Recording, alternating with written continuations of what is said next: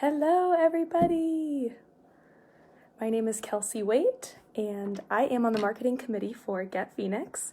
And we wanted to do a Facebook Live broadcast to get you all excited for Wednesday's event, which is a Get to Learn called Win Being You. So we will have Isha Cogborn here on our live stream. So let me see if I can get her added.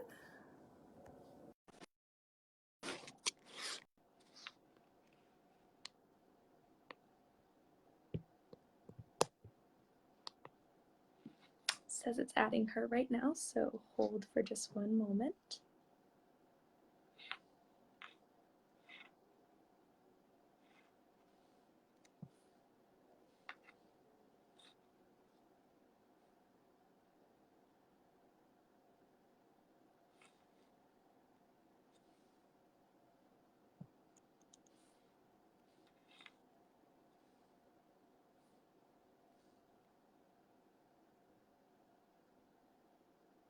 Aisha, are you getting the invite?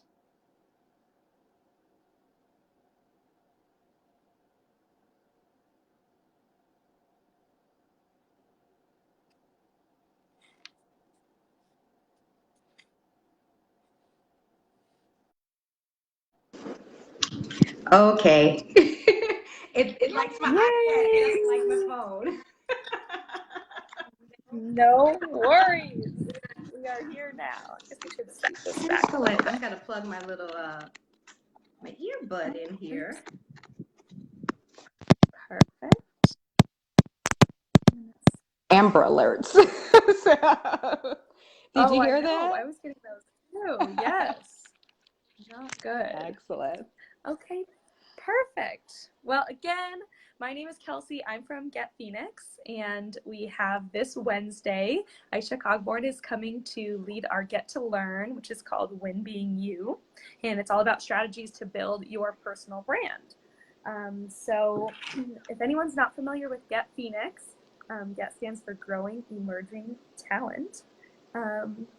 Looks like you have a guest saying hi to you, Isha. Hello. Now, I apologize. I can't see the comments, and so I'm not being rude. Whoever just said hi to me. Oh, because it's through us. Okay, I can see the comments on my phone. I'll look at my phone. Here we go. I can multitask. Good. I'll bring anything to your attention that is necessary. All right. But anyway, a quick intro on Isha. She is a personal brand strategist with Epiphany Institute.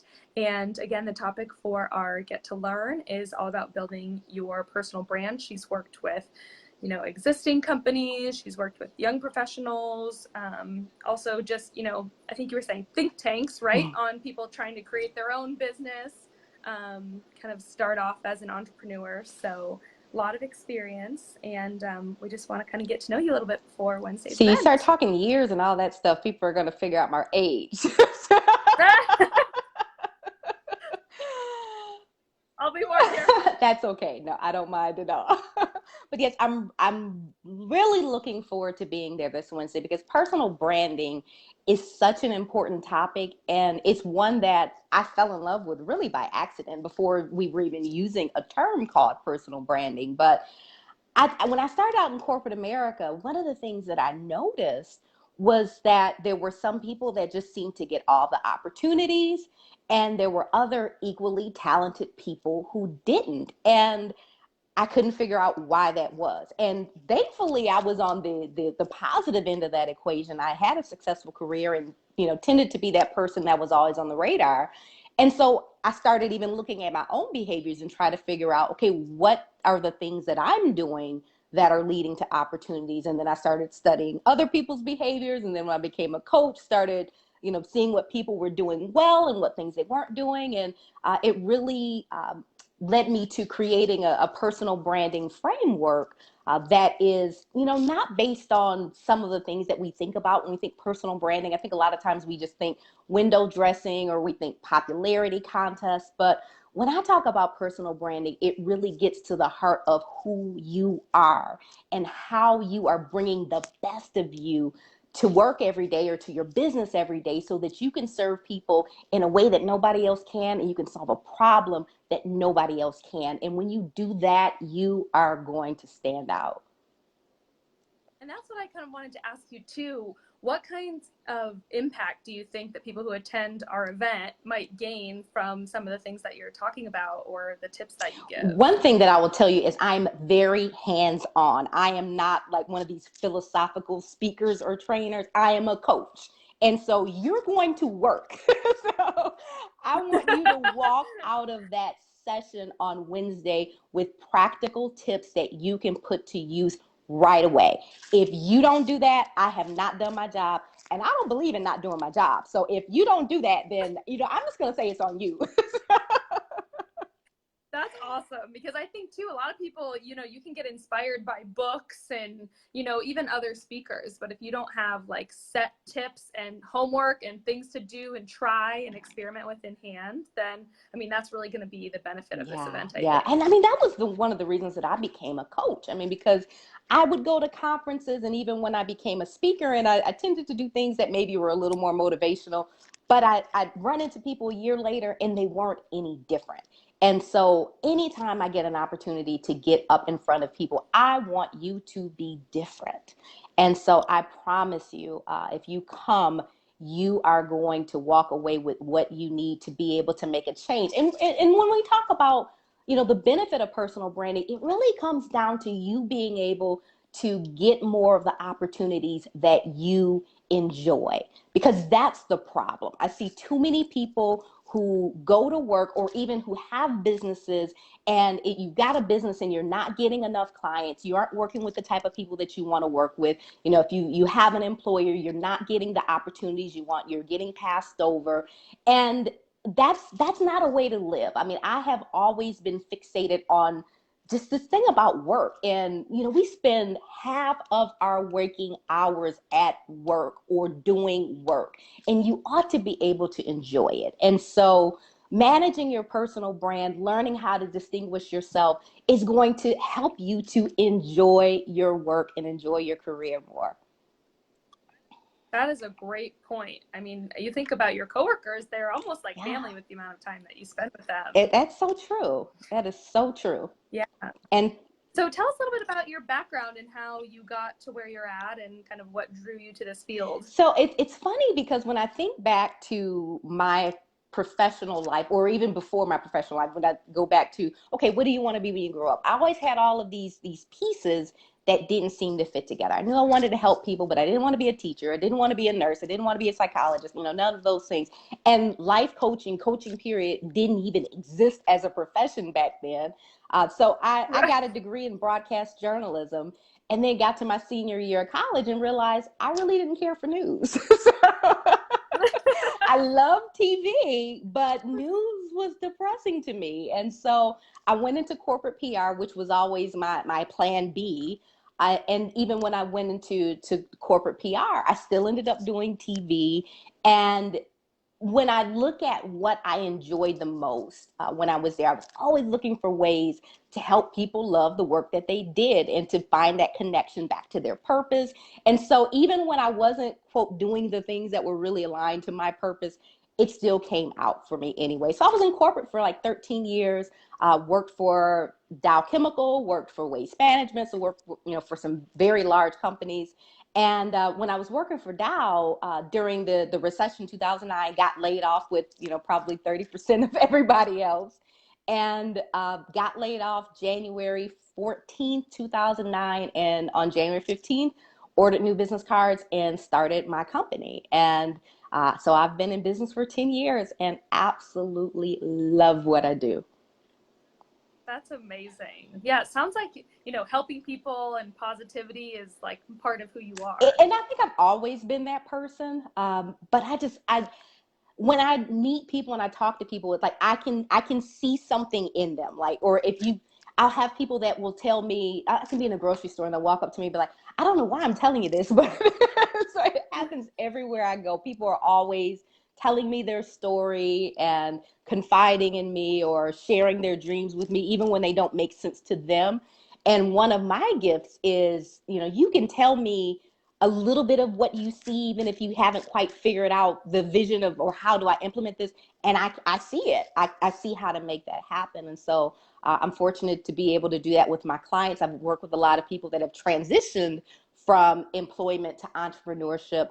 But a big piece of my work right now is actually with small business owners, particularly people who have service-based businesses where you're the brand when people are buying you essentially. And I have a virtual incubator to work with people all over the country who are looking to build their personal brands as experts, and helping them to do more speaking and to really solidify themselves as experts in their profession, and get more media, and really attract those opportunities that they enjoy. That's awesome. And thinking back to some of those clients, do you have kind of a work highlight or a win, from your coaching experience, or something that's really stood out to you that you would share? I'd say everyone is a win, but I think of one of my clients in particular. Her name is Elaine, and she was one of the people that was always in the background. She's always supporting everybody else, never liked being out front at all. But she had a unique passion. She is what we now refer to as a legacy consultant, which of course you probably don't know what that is because we kind of made it up, but needed a term. But we're here to yes. learn. But her passion is helping people who are grieving, who are dealing with loss. And she had done that as a volunteer for like 30 years, just helping grieving families. And one of the things that she realized was, there were so many people that just weren't prepared. Their families weren't prepared. And so it was creating drama and, financial stress and just all these things. And so she ended up writing books and teaching workshops to help families prepare.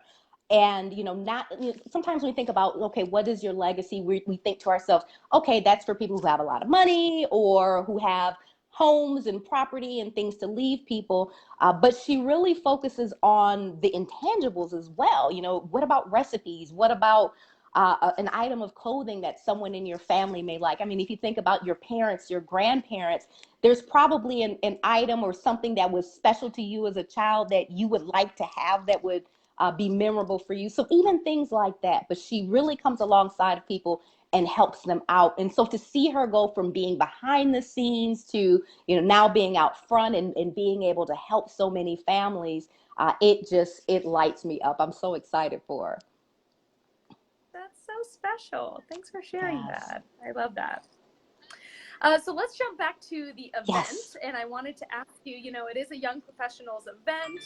Building your brand is a broad term. So what do you kind of, will it be focused on people who are working in a corporate environment, or is it building your brand if you have your own company, trying to start a company? Kind of what is the audience for this event? I've been in both seats and I serve people in both seats. And so that's what we're going to do on Wednesday too. We're going to speak from both perspectives. So whether you are employed, whether you have a business, whether you're employed and you're thinking about starting a business, because I know there are a lot of people out there like that.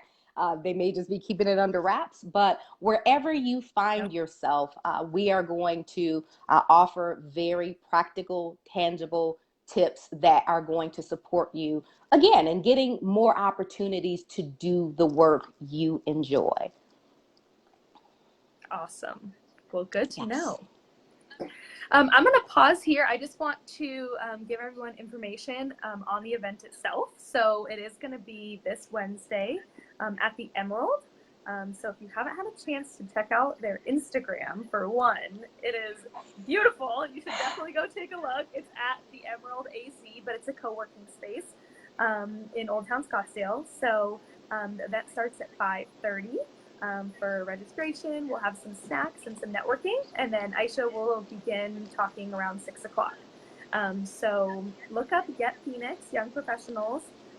We do have tickets on Eventbrite, so if you purchase them in advance, it's only $10, which will save you $5 from if you purchase at the door, but you're totally welcome to come as well. And we will, I'll drop the link in the comments here, but it is May19.eventbrite.com to register for this event. And I tell you, just want to the stuff that I'm going to teach on Wednesday, corporations pay me thousands of dollars to come and teach this stuff. You're going to get it for $10. Yeah, right? You better come out. What a deal.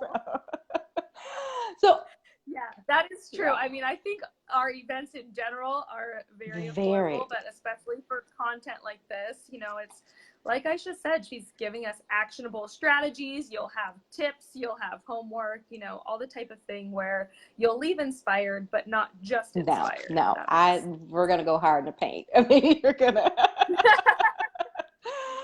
Oh no, I love. I just found out about Get Phoenix probably 3 months ago when you all reached out, and I love what you all do. And I know I've got a lot of people on my page across the country, but a lot of them are here in Phoenix. So can you just talk a little bit more about the types of programs that you have and how people can get involved? Oh, yes, I would love to. So we are Get Phoenix. I mentioned at the beginning, but really quick again, Get stands for Growing Emerging Talent. Our official mission is to advance tomorrow's Phoenix by elevating today's leaders. So we're really focused on the young professionals, on the people, lost some light there, and trying to, really just take our home, our neighborhood, our work environments to the next level by developing the leaders of today. So that's kind of a little bit about Get. Our event structure is super unique in that we rotate between 3 types of events. So the first one is a Get to Meet, which is a strictly networking event. It's not business card slinging though. The people that you'll find at Get Phoenix are really just down to earth, nice people, very relatable. You're not like, it's not a pressure environment. So what do you do? Exactly. Or like, trying to get something from you. Gosh. It's like, I'm just trying to meet people, It's a lot. So yes, so that's our first type. Second type is to Get to Learn, which is the one that you're doing, Isha, and that's all about professional and personal development, which is usually a speaker or a panel or something like that. And then the last type of event is a Get to Give, which is all based on charity and philanthropy. We usually partner with a nonprofit organization in the area and give back. So for example, after this month's event, which is a Get to Learn, next month's event is going to be a Get to Give with Arizona Helping Hands, which I know is a big nonprofit here in the Valley, and we're going to be helping them with some inventory and that kind of thing. So every month we rotate between those 3 events, and our events are usually the last Wednesday of the month. So it's good. It keeps it diverse, keeps it interesting. You can kind of come to the ones that you like or all of them. We obviously would hope that you would come to all of them, but that's a little bit about I tell you, I wish something like that existed when I was a young professional, because we didn't have anything like that. And most of us were just, for one, there weren't many young people in the company that I worked for, even though it was a large company. And, you just kind of felt like you were just floundering. And if you didn't have good mentors or, somebody that, really took you under their wings and helped you out, it was a struggle. But to actually have people your age that can kind of relate to where you are and what your professional goals are, that is such a gift. And so if there are people out there who know about this, who are not taking advantage of it, why not? That's the only question I have for you, because oh my goodness, this is a gift. Get is a gift. Yes, and it's funny because, you kind of, everybody has their own reasons for seeking out a young professionals group or trying to find an event like this. And when I first joined, it was just, looking for a resume booster. But it is truly amazing how you make friends. And like, honestly, the entire board are all great friends to me now. And, it's benefits beyond the professional development, which is obviously why you joined. But it's not just that. Yeah. So, and relationships are so important. I mean, and that's one of the things that we'll talk about Wednesday when it comes to even building your brand, having relationships not only within the organization that you work for, but outside, because you never know when your number is going to come up and a job doesn't exist for you anymore, and you're going to want to tap into those relationships and find out what other opportunities are out there. So build them now when you don't need them, so you're not calling people asking for something when you don't have that relationship. That's such a good point. And thanks for the comment. We have a comment. They do have great events. I know. Well, I'm so excited about Wednesday. Yeah, it'll be good. And I haven't been to the Emerald either, so I think that that's like reason enough to I've go. heard amazing Like, things about that place. So I can't wait to check it out. yeah. Yeah, me too. Was there anything else you wanted to cover? I think that's an awesome intro without giving away too much of the secret sauce that we'll be going over. Right, because I know I'm chatty and I can sit here and I can do the whole workshop now. So I better just shut up. We'll stop. We'll see you on Wednesday. Yes, we will. Well, thank you so much. If anyone has any questions, feel free to comment here. I know we'll probably have some people tuning in after the fact. So Isha, if you want to, monitor the post Absolutely. and kind of answer any questions. But thanks to everybody for watching, and we'll see See you you on Wednesday. Wednesday. Bye.